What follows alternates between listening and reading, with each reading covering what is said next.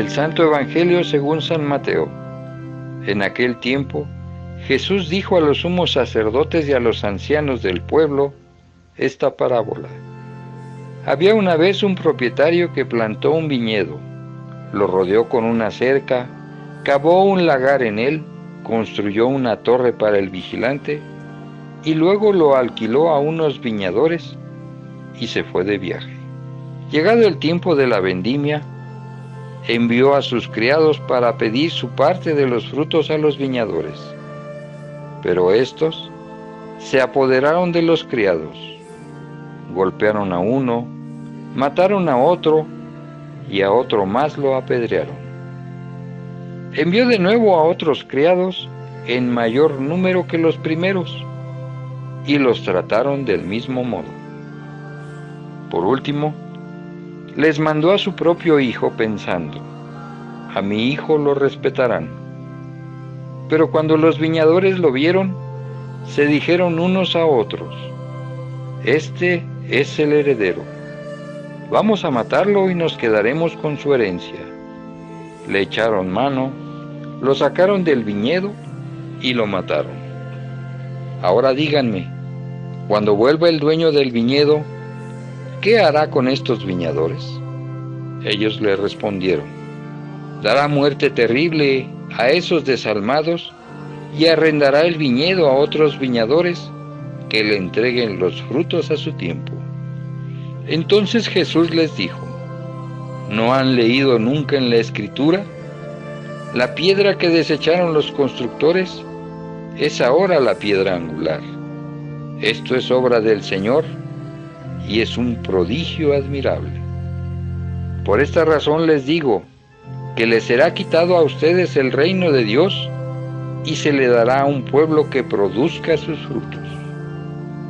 Al oír estas palabras, los sumos sacerdotes y los fariseos comprendieron que Jesús las decía por ellos y quisieron aprenderlo, pero tuvieron miedo a la multitud, pues era tenido por un profeta.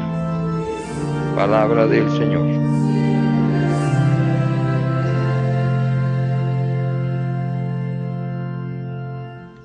Hermanos en Cristo nuestro Señor.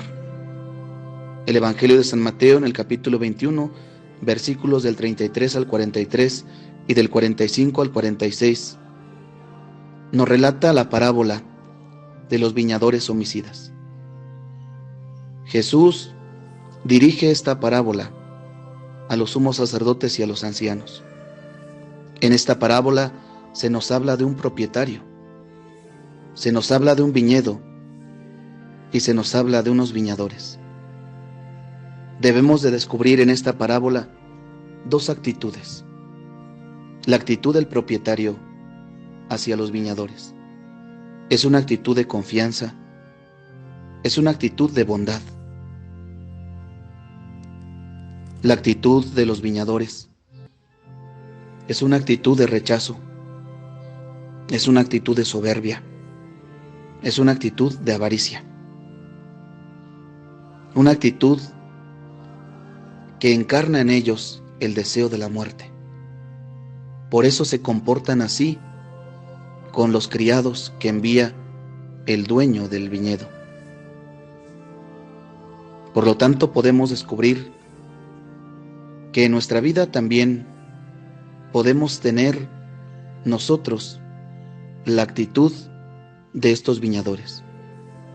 Sin embargo, el tiempo propicio de la Cuaresma debe ayudarnos a nosotros a alcanzar la actitud del dueño del viñedo, una actitud de confianza, una actitud de bondad, y esto lo lograremos gracias a la conversión. La conversión que viene ayudada por medio de la oración, la limosna y el ayuno.